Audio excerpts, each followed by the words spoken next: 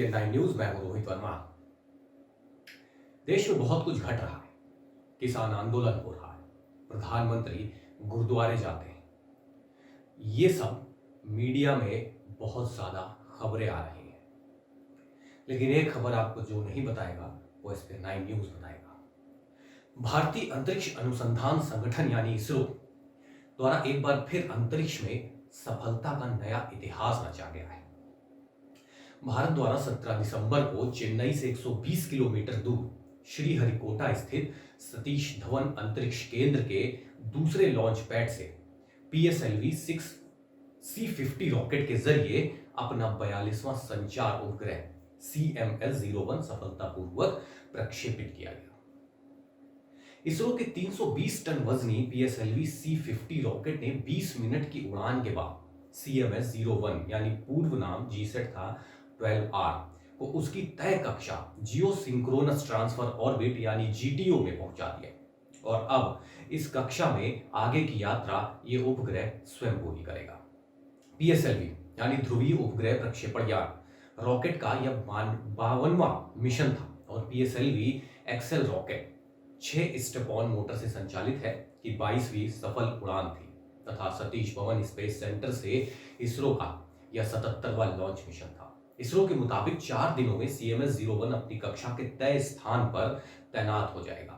CMS-01 को पृथ्वी की कक्षा में 42,164 किलोमीटर के सबसे दूरस्थ बिंदु पर स्थापित किया गया है।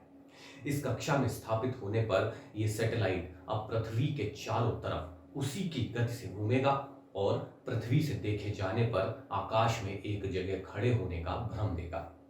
CMS-01 उपग्रह के जरिए सी बैंड फ्रीक्वेंसी को मजबूती मिलेगी। CMS-01 को मोबाइल फोन से लेकर टीवी तक के सिग्नलों के स्तर को सुधारने के लिए तैयार किया गया है, जो भारत के जमीनी इलाकों के अलावा अंडमान निकोबार और लक्षद्वीप को भी कवर करने वाले फ्रीक्वेंसी स्पेक्ट्रम के विस्तारित सी बैंड में सेवाएं मुहैया कराएगा। इस उपग्रह की मदद से देश में टीवी संचार को लेकर नई तकनीक विकसित की जा सकेगी और ये उपग्रह मोबाइल टीवी सिग्नल को बढ़ाने में काफी मददगार साबित होगा। इसके जरिए टीवी संचार प्रणाली, टीवी से ज्यादा संबंधित संचार प्रणालियों और व्यवस्थाओं को परिष्कृत करने का अवसर मिलेगा।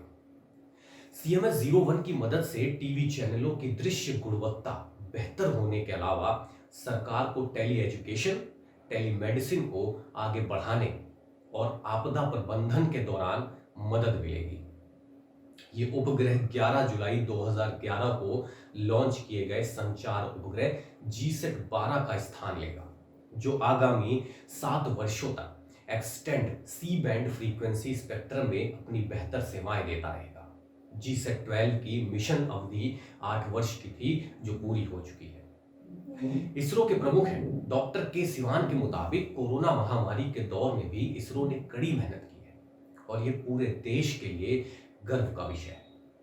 दरअसल CMS-01 महामारी के इस दौर में इस साल का देश का दूसरा और अंतिम प्रक्षेपण था। इससे पहले 7 नवंबर को इसरो ने PSLV C49 के जरिए भू निगरानी उपग्रह यानी EOS-01 को 9 अन्य विदेशी उपग्रहों के साथ प्रक्षेपित किया था। EOS-01 अर्थात उसका ऑब्जर्वेशन रीसेट उपग्रह की ही एक एडवांस सीरीज है, जो कृषि, वानिकी और आपदा प्रबंधन सहायता में प्रयोग किए जाने वाला पृथ्वी अवलोकन उपग्रह है। ये एक ऐसा अग्रिम रडार इमेजिंग उपग्रह है जिसका सिंथेटिक अपर्चर रडार बादलों के पार भी दिन रात और हर प्रकार के मौसम में स्पष्टता के साथ देख सकता है और इसमें लगे कैमरों से बेहद स्पष्ट तस्वीरें खींची जा सकती हैं। इसकी इन्हीं विशेषताओं के कारण इस उपग्रह के जरिए न केवल सैन्य निगरानी में मदद मिलेगी, बल्कि कृषि, वानिकी, मिट्टी की नमी मापने, भूगर्भ शास्त्र और तटों की निगरानी में भी यह काफी सहायक साबित होगा। कोरोना काल से ठीक पहले इसरो द्वारा 17 जनवरी 2020 को यूरोपीय अंतरिक्ष एजेंसी एरियन स्पेस के एरियन 5 रॉकेट के जरिए संचार उपग्रह GSAT-30 प्रक्षेपित किया गया था।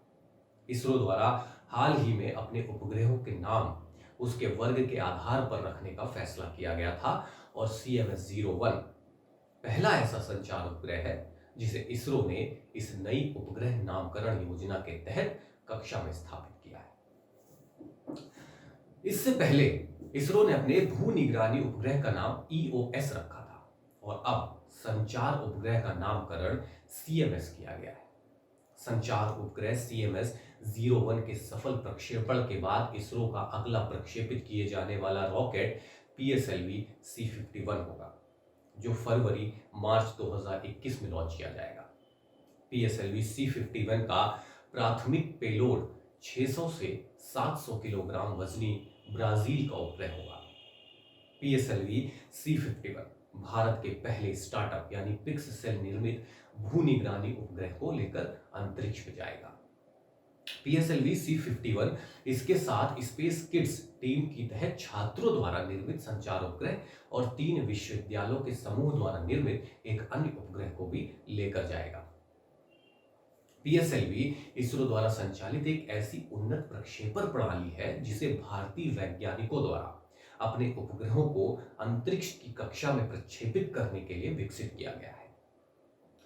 PSLV को भारतीय उपग्रह के अलावा विदेशी उपग्रहों की लॉन्चिंग के अलावा भी उपयोग किया जाता रहा है।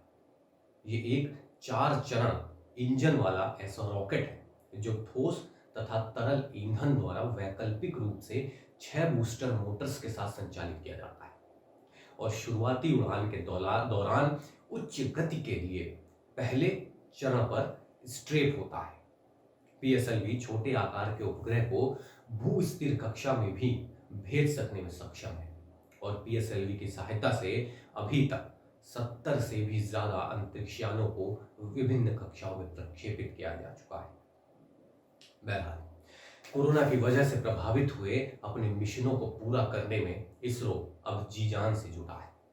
इसरो प्रमुख के सिवन के अनुसार इसरो टीम का शेड्यूल बेहद व्यस्त है, क्योंकि इसरो टीम को आने वाले समय में चंद्रयान-3, आदित्य L1 उपग्रह, भारत के मानव अंतरिक्ष मिशन गगनयान और small rocket small satellite launch vehicle यानी SSLV का प्रक्षेपण करना है। अगर आपको ये वीडियो पसंद आया है तो इसे लाइक करें और कमेंट करके हमें जरूर बताएं।